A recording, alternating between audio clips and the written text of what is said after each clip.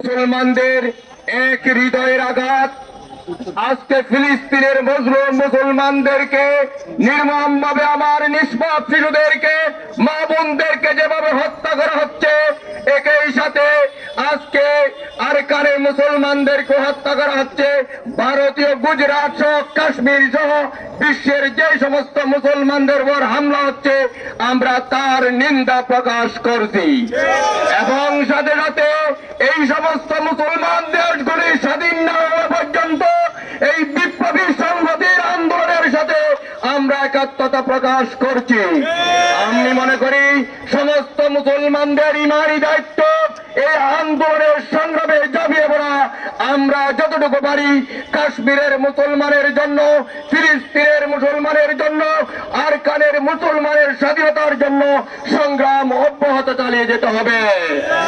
আর একটা বাংলাদেশে মানবিক করিডোরের নামে এই যে ষড়যন্ত্র চলছে, আমেরিকান সেই ষড়যন্ত্র, ভারতের ষড়যন্ত্র, এই দেশের স্বাধীনতা সার্বভৌমত্বের জন্য একটি নীল নকশার ষড়যন্ত্র। মানবিক করিডোরের নামে এই দেশের স্বাধীনতার উপর হানা হবে, যেটা আপনারা দেখছেন লিবিয়াতে হয়েছে, আফগানিস্তানে হয়েছে। আমরা সরকারকে সমস্ত পরিস্থিতি বন্ধ করার জন্য আহ্বান জানাচ্ছি এবং সকল ভাইদেরকে ফিলিস্তিনের জন্য সংহতি প্রকাশ আন্দোলনে ঝাঁপিয়ে পড়ার মিছিলে শরীক হওয়ার আহ্বান জানিয়ে আমার বক্তব্য যেটা আনলাম। নাসরুম মিনাল্লাহ।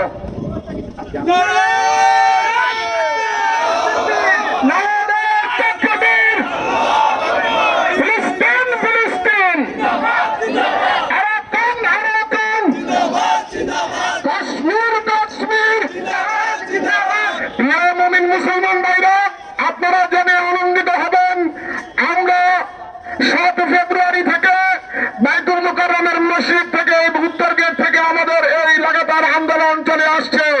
এর মধ্যে আমাদের সফলতা হচ্ছে, আমরা বাংলাদেশের স্বরাষ্ট্র উপদেষ্টার কাছে ফ্যাসিস্ট গণহত্যাকারী আওয়ামী লীগের যে সভানেত্রী ছিল, বাংলাদেশে যায়নি, হাসিনা কর্তৃক বাংলাদেশের পাসপোর্ট থেকে আপনার এক্সেপ্ট ইসরায়েল তুলে দেওয়া হয়েছিল। আমাদের আন্দোলনের ফসল হিসেবে আবার পাসপোর্টে আমরা যখন স্মারকলিপি স্বরাষ্ট্র উপদেষ্টাকে দেই, তিনি সেটা অত্যন্ত ইতিবাচক ভাবে নেন। নেওয়ার পরেই আপনারা ইতিমধ্যেই যারা থাকবেন বাংলাদেশের পাসপোর্টে আবারও এক্সেপ্ট ইসরায়েল বহাল করা হয়েছে। এই আন্দোলনের আপনার অংশীদার এই বাইতুল মুকাররমে যত মুসলমানরা আছে, বাংলাদেশের যত মুসলমানরা আছে, সারা বিশ্বের সকল মুসলমানই। সেহেতু আমরা দাবি রাখবো, আমাদের আন্দোলনে আপনারা শরীক হন। এই আন্দোলন কোন দলের নয়, এই আন্দোলন মুসলিম উম্মাকে ঐক্যবদ্ধ হয়ে ফিলিস্তিন, কাশ্মীর ও আরাকানের স্বাধীনতার জন্য লড়াই করতে হবে। এই মুহূর্তে আপনাদের সামনে বক্তব্য নিয়ে আসছেন জাতীয় বিপ্লবী পরিষদের সিনিয়র যুগ্ম আহ্বায়ক জনাব মোহাম্মদ শামসুদ্দিন।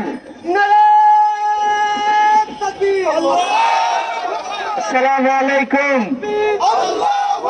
গতকাল আমরা জেনেছি 165 জন ফিলিস্তিনিকে এই অবৈধ দখলদার জায়নবাদী ইসরায়েল হত্যা করেছে।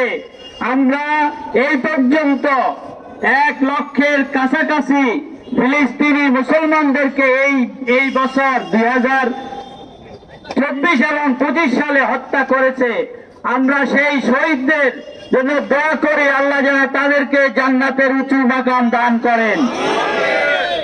আমরা কোন মুসলমান শান্তিতে ঘুমাইতে পারে না যতক্ষণ পর্যন্ত এই প্রথম কিবলা বাইতুল মুকাদ্দাস স্বাধীন না হবে।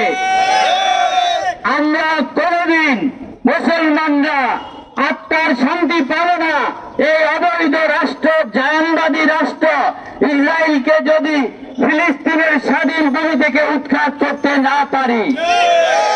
এই সংগ্রাম শুধু বাংলাদেশের মুসলমানদের সংগ্রাম নয়, এই সংগ্রাম শুধু জাতীয় বিপ্লবী পরিষদ, বিপ্লবী ছাত্র পরিষদের সংগ্রাম নয়, এই সংগ্রাম বিশ্বের সমগ্র মুসলমানের সংগ্রাম, মুসলিম উম্মার সংগ্রাম, যত মানুষ মানবতাবাদী আছে সকলের সংগ্রাম। এই সংগ্রামের আমরা যে পতাকা তুলে ধরেছি, এই পতাকাকে বয়ে নিয়ে যাওয়া বাংলার সমস্ত মুসলমান, বিশ্বের সমস্ত উম্মার দায়িত্ব।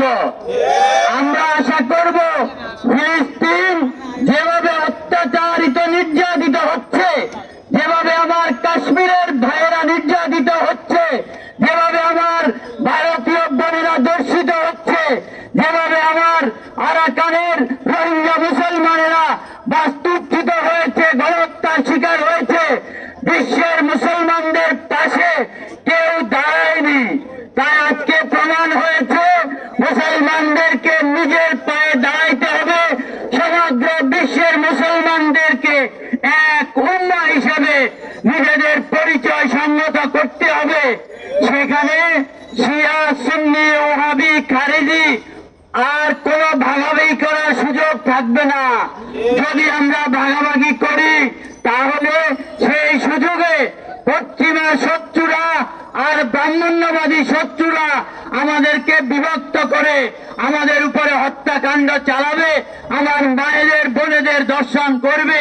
যেভাবে তারা আরাকানে, যেভাবে তারা কাশ্মীরে, যেভাবে তারা ফিলিস্তিনে আমাদের হত্যা করেছে, যেভাবে তারা আমাদের উপরে গণধর্ষণ করেছে, আজকে সময় এসেছে যিনি কালেমায়ে লা ইলাহা ইল্লাল্লাহ মুসলমান হিসেবে মুহাম্মদুর রাসূলুল্লাহ বলেন, তাকে এক হতে হবে সমস্ত উম্মাহকে, সমস্ত ভাগাভাগি মুক্ত করতে না পারলে আজকে আমরা আরো বেশি দুর্বল হব। আমাদের উপরে শত্রুর নির্যাতনকে আমরা প্রতিরোধ করতে পারব।